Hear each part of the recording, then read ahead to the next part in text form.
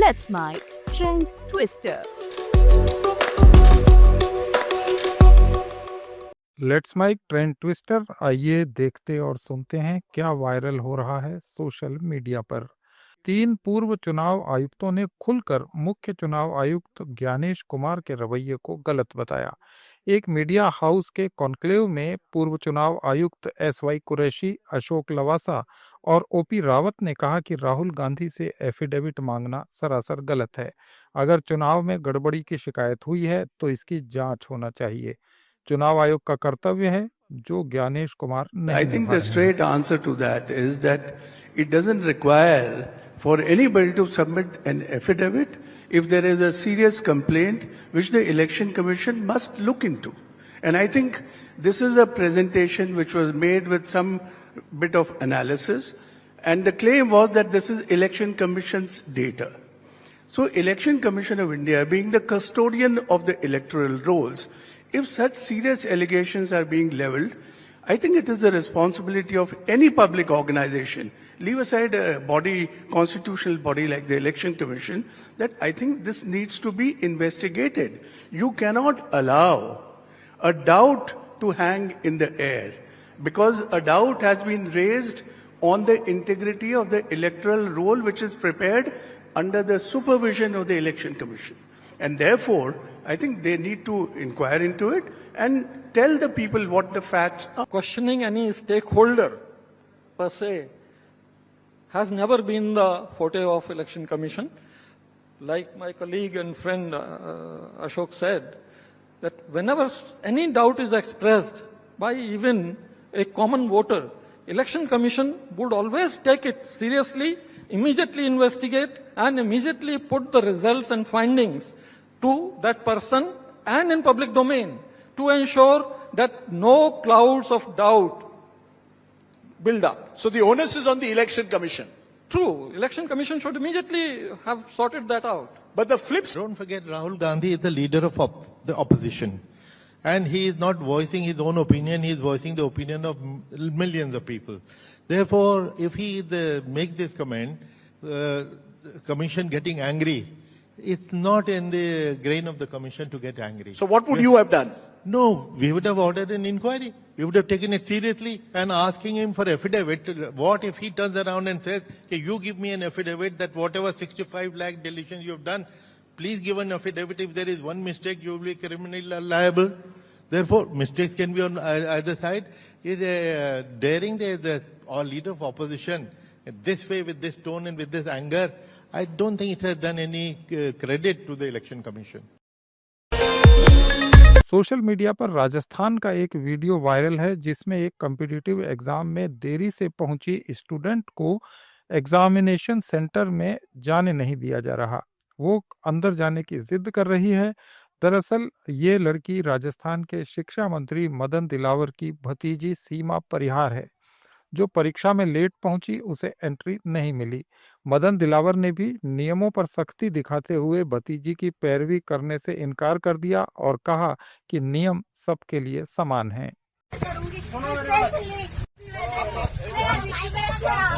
मेरा रिक्वेस्ट है आपसे, पेपर रिस्पॉन्सिबिलिटी पूरा पेपर करूंगी, स्पेशली इनसे कॉपी निकलवा के देख लेना, मेरी बात सुनो, पूरी कॉपी पूरा पेपर करूंगी।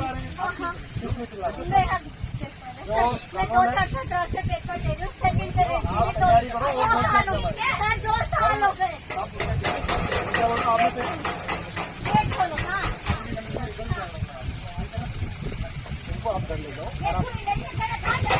मेरा पेपर देखे जाऊंगी मैं, मेरा पेपर दिए नहीं जाऊँ, मेरा आधा पेपर हो गया, मैंने नीचे का आधा पेपर हो गया, मैं आपको कहा ये साफ इससे बड़ा गुरु।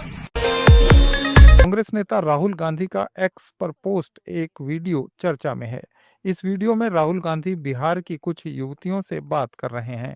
राहुल ने लिखा, इन युवा बेटियों की समझ, हौसला और सपने सब प्रेरणादायी हैं, लेकिन एनडीए सरकार की उपेक्षा इनके साथ सबसे बड़ा धोखा है जो इन्हें शिक्षा, स्वास्थ्य और सुरक्षा जैसे बुनियादी अधिकार तक नहीं दे पाई।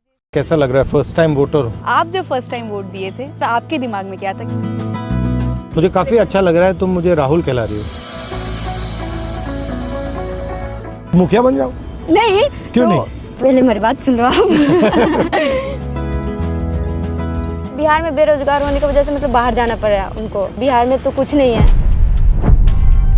कॉलेजेस में वहाँ पे जाके एक्सेसिबिलिटी नहीं मिल पाती है। यहाँ पे तो रेप इतनी होती है, 6 महीने जेल हुआ उसके बाद छोड़ दिया जाता है उसको, फिर तो वही करेगा ना वो। हेल्थ इश्यूज़ हैं, सैनिटरी पैड से रिलेटेड इश्यूज़ हैं जो बिहार गवर्नमेंट ये कहती है कि हम फ्री में दे रहे हैं, वो अवेलेबल नहीं है हमारे लिए। वो बस कहने तक की स्कीम में वो बात रह गई है। वोट तो फ्री में मिलेगा, संविधान में लिखा है। हमारे यहाँ मर्डर बहुत ज़्यादा होता है, दिन दहाड़े मार देते हैं। बस है लेकिन इसमें चढ़ते नहीं कि लड़का लोग छेड़खानी करते हैं, टच कर देते हैं, कमेंट कर देते हैं। लाइट नहीं है, अंधेरे है। उत्तर प्रदेश सरकार की कैबिनेट मंत्री बेबी रानी मौर्य का एक वीडियो वायरल हो रहा है। मौर्य एक सरकारी ऑफिस में अचानक पहुंच गई थीं, जहां सभी अधिकारी नदारद थे। इस पर कैबिनेट मंत्री ने क्या कहा, आप भी सुनिए। 12 बजे तक कोई अधिकारी यहाँ उपस्थित नहीं है, कोई किसानों की बात सुनना नहीं चाहता, और ये मैं मुख्यमंत्री जी को लिख के भेजूंगी। राजस्थान के आपदा राहत मंत्री डॉक्टर किरोड़ी लाल मीणा का रील बनाने को लेकर दिया एक बयान काफी देखा जा रहा है। एक कार्यक्रम में उन्होंने कहा कि राजस्थान में बारिश से हुए हादसों में 193 लोग मारे गए, इनमें से 13 लोग रील बनाने के चक्कर में अपनी जान गंवा बैठे। उन्होंने कहा कि मुआवजा सबको मिलेगा, लेकिन रील के चक्कर में मत पड़ना। 193 लोग अतिवृष्टि के कारण मरे, कुछ बिजली गिरी है, कुछ बह गए, कुछ रील के चक्कर में। मैंने उसका विश्लेषण कराया, आप रील के चक्कर में मत पड़ जाना, अभी बरसात और होगी। रील बनाते बनाते 13 लोग बह गए, तो उन सब 193 लोगों को हम पैसा देने का काम करेंगे। पैसे की कोई कमी नहीं है। और डबल इंजन की सरकार, आप जानते हो मोदी जी के डबल इंजन की सरकार है, तो राजस्थान में किसी प्रकार की कोई कमी रहने वाली नहीं है, ऐसा मैं मान के चलता हूं। शिरोमणि अकाली दल के अध्यक्ष और पंजाब के पूर्व उप मुख्यमंत्री सुखबीर सिंह बादल ने बाढ़ प्रभावित लोगों की मदद के लिए न केवल आर्थिक सहायता दी, बल्कि 3000 लीटर डीजल भी सौंपा। ये घटना तब हुई जब कुछ ग्रामीणों ने बादल से पैसे की जरूरत बताई। बादल का ये वीडियो अलग अलग कमेंट्स के साथ वायरल है। ਸਾਨੂੰ ਮਾਇਆ ਦੀ ਜ਼ਰੂਰਤ ਆ ਜੀ, ਇਹਨਾਂ ਬੇਨਤੀ ਦੱਸੋ ਇਹਨਾਂ ਦੀ ਸੁਣੋ। ਸਾਨੂੰ ਮਾਇਆ ਦੀ ਜ਼ਰੂਰਤ ਆ ਜੀ, ਸਾਡੀਆਂ ਜੇਸੀਬੀ ਤੇ ਟਰਾਲੀਆਂ ਲੱਗੀਆਂ ਹੋਈਆਂ। ਸੋਨੇ ਹੋ ਡੀਜ਼ਲ ਕਿੰਨਾ ਚਾਹੀਦਾ? ਡੀਜ਼ਲ ਇੱਥੇ ਰੋਜ਼ ਹੀ ਕੰਮ ਚੱਲਦਾ। ਕਿੰਨੇ ਚਾਹੀਦੇ? 2-3 ਡਰਮ ਤਾਂ ਅਸੀਂ ਰੋਜ਼ ਹੀ ਲਾਉਣੇ, ਤੁਸੀਂ ਦੇਖ ਲਓ ਕਿੰਨੇ ਦੇ ਅਸੀਂ ਚਾਹਦੇ ਕੋਈ 2000 ਲੀਟਰ ਘੱਟੋ ਘੱਟ ਡੀਜ਼ਲ ਸਾਨੂੰ ਦਿਓ। ਅਸੀਂ ਐਂ ਕਰਦੇ ਆ, ਤੁਹਾਨੂੰ 3000 ਲੀਟਰ ਮੈਂ ਡੀਜ਼ਲ ਭੇਜ ਦਿੰਦਾ। ਠੀਕ ਹੈ, ਜਿੱਥੇ ਤੁਹਾਨੂੰ ਡਿਲੀਵਰ ਕਰ ਦੂੰਗਾ। ਠੀਕ ਹੈ, ਇਹਦੇ ਕੋਲ ਮੈਂ ਡੀਜ਼ਲ ਭੇਜ ਦੂੰਗਾ। ਠੀਕ ਹੈ, ਇਹਨਾਂ ਨੂੰ ਪੈਕ ਕਰ। ਠੀਕ ਹੈ, ਜੇ ਹੋਰ ਵੀ ਕੋਈ ਚੀਜ਼ ਲੋੜ ਮੈਨੂੰ ਦੱਸ। ਬਹੁਤ ਬਹੁਤ ਧੰਨਵਾਦ। क्या क्या सहेगा राजस्थान, ये कहना है राजस्थान विधानसभा में नेता प्रतिपक्ष टीकाराम जूली का। सरकार पर आरोप लगाते हुए जूली ने कहा कि राज्य में कानून व्यवस्था की हालत बदतर है और सरकार सदन में कानून व्यवस्था पर चर्चा कराने को तैयार नहीं है। ऐसा पहले कभी नहीं हुआ।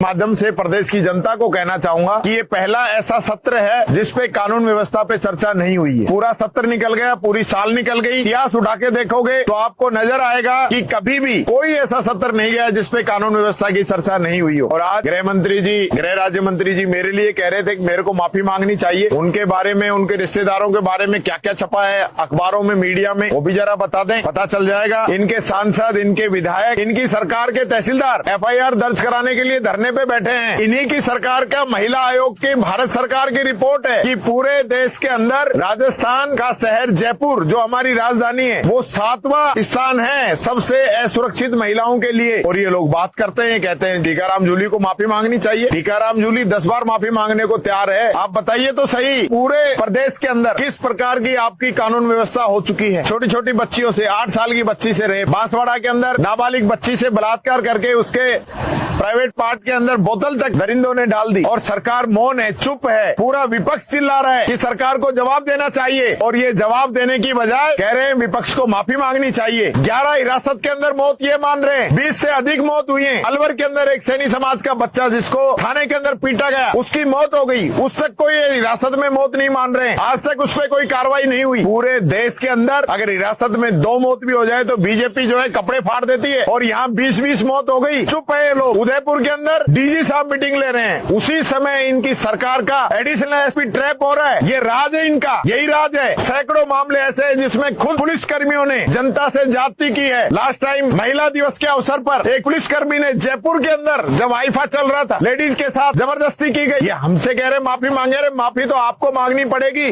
आज नहीं तो 3 साल बाद मांगनी पड़ेगी। और सरकार आंख बंद करके बैठी है, आंकड़े लेके आगे। ये आंकड़े कांग्रेस के समय में ये थे, क्यों कहते थे कि नहीं सहेगा राजस्थान, क्यों कहते थे, आज क्यों सहे राजस्थान? पूरा जो राजस्थान है वो डर के साए में है। कल की रिपोर्ट निकलवा के देखोगे तो आपको दलित एट्रोसिटी, चाय की दुकान पे एससी के व्यक्ति अगर चाय बनाते तो उसकी चाय छोड़ के चले जाते, ये हालत राजस्थान के अंदर है। तो क्या क्या सहेगा राजस्थान में, इन लोगों से पूछना चाहता हूँ।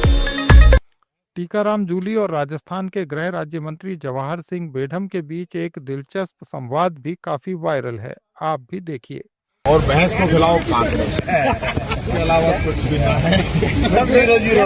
प्रतिपक्षी के पास मुद्दा विहीन राजनीति कर रहे हैं, ऐसी उम्मीद नहीं थी इनसे।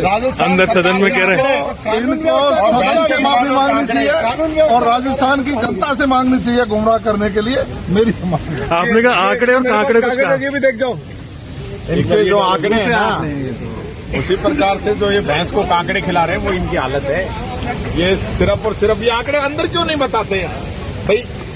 आज एक बात मैं आप सब मीडिया के साथियों से कहना चाहूंगा, विधानसभा के अंदर बयान देने से ये क्यों बचते हैं? जब इनके आंकड़े सही हैं तो विधानसभा के अंदर बोलो ना, वहां डिबेट करो। मध्य प्रदेश के मुख्यमंत्री मोहन यादव का एक बयान सोशल मीडिया पर देखा जा रहा है, जिसमें यादव कह रहे हैं कि भारत के हर राज्य में बोली जाने वाली बोलियां और भाषाएं हमारी राष्ट्रभाषा हैं। हमारी अपनी परंपरा के हिसाब से विश्वविद्यालय में, जैसा माननीय शिक्षा मंत्री जी ने कहा, 2020 में शिक्षा मंत्री के नाते से मुझे मौका मिला, लेकिन मौके की जड़ अगर देखें तो शिक्षा नीति के माध्यम से, यशस्वी प्रधानमंत्री के माध्यम से पूरे देश के लिए माहौल बना। कहां हम आज के शिक्षा के दौर में राष्ट्रभाषा की बात करते हैं और माननीय मोदी जी के शब्दों में हमारी देश की सारी भाषा ही राष्ट्रभाषा है, सारे प्रांतों की भाषा हमारी राष्ट्रभाषा है। जोरदार अभिनंदन करें केरल से लेकर कर्नाटक, आंध्र से लेकर जम्मू कश्मीर तक, सारी भाषा है हमारी। हमारे परिवार के बच्चों में माँ बाप से अगर कोई पूछे कि ज्यादा अच्छा कौन सा है, अरे जितने बच्चे वो सब हमारे ही तो हैं, सब परिवार के हमारे बच्चे हैं। उनकी अपनी अलग अलग आनंद के साथ उनकी रचना भगवान ने जैसी बनाई होगी, लेकिन वो हमारे हैं। ये जो आत्मीय भाव आना चाहिए, और आत्मीय भाव के पीछे वो 1884 की गलती को भी, 1835 की गलती को भी सब प्रकार से सुधारते हुए जब हमने कहा कि हम अपने डॉक्टर की पढ़ाई भी कराएंगे तो राष्ट्रभाषा में कराएंगे, कितना अच्छा लगता है ये सोच करके।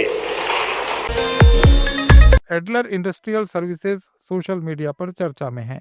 इस कंपनी के रेल मंत्री अश्विनी वैष्णव की पत्नी और पुत्र निदेशक हैं। वायरल वीडियो में दावा किया जा रहा है कि 1 लाख रुपए की कंपनी कुछ ही सालों में 323 करोड़ रुपए की हो गई। अश्विनी वैष्णव IAS अफसर रहे, फिर प्राइवेट सेक्टर में गए और अब मोदी सरकार में रेल मंत्री है, लेकिन उनकी बनाई एक कंपनी की कहानी हैरान करने वाली है। 2015 में वैष्णव ने एडलर इंडस्ट्रियल सर्विसेज नाम की कंपनी शुरू की। शुरुआत सिर्फ 1 लाख रुपए से हुई और कुछ ही सालों में ये कंपनी 113 करोड़ की बन गई, यानी करीब 11,000 गुना ग्रोथ। ये चमत्कार कैसे हुआ? कंपनी का रेवेन्यू 2015-16 में सिर्फ 45 लाख का था, लेकिन 2020-21 में ये बढ़कर 323 करोड़ हो गया। इस बीच कंपनी को अचानक 111.5 करोड़ रुपए का परफॉर्मेंस गारंटी डिपॉजिट मिला और ये रकम आई थी त्रिवेणी अर्थ मूव से। ये वही कंपनी है जिस पर उड़ीसा में 900 करोड़ रुपए का अवैध खनन का आरोप है। त्रिवेणी के मालिक पी प्रभाकरण का नाम शाह कमीशन की रिपोर्ट में खनन माफिया के तौर पर दर्ज है। खनन घोटाले में फंसी कंपनी ने वैष्णव की कंपनी को इतना बड़ा पैसा क्यों दिया, ये सबसे बड़ा सवाल है। दिलचस्प बात ये भी है कि वैष्णव की कंपनी ने बाद में त्रिवेणी की ही एक कंपनी को भी लोन दिया, जिसमें त्रिवेणी की 51% हिस्सेदारी है। फिर राजनीति का खेल शुरू हुआ। साल 2019 में वैष्णव राज्यसभा सांसद बने बीजेपी और बीजेटी दोनों के सपोर्ट से। उसी समय त्रिवेणी कंपनी ने बीजेपी को 11 करोड़ रुपए का इलेक्टोरल बॉन्ड दिया। इसके बाद 2021 में वैष्णव मंत्री बने और रेलवे, IT जैसे अहम मंत्रालय उनके हाथ में आ गए। इस बीच 2019 से 2023 के बीच 113 रेल हादसे हुए, लेकिन मंत्री जी का राजनीतिक और कारोबारी साम्राज्य लगातार फलता फूलता रहा। सवाल ये है कि जब देश का आम आदमी 2 वक्त की रोटी के लिए तरस रहा है, तो सिर्फ 1 लाख से शुरू हुई कंपनी कुछ ही सालों में 113 करोड़ की कैसे बन जाती है? क्या ये वाकई मेहनत का फल है या सिस्टम के भीतर किसी छुपे हुए खेल का नतीजा? ये थे आज के कुछ वायरल पोस्ट्स। अपडेट्स के लिए जुड़े रहिए लेट्स माइक के साथ। आप सुन रहे थे let's mic more than radio.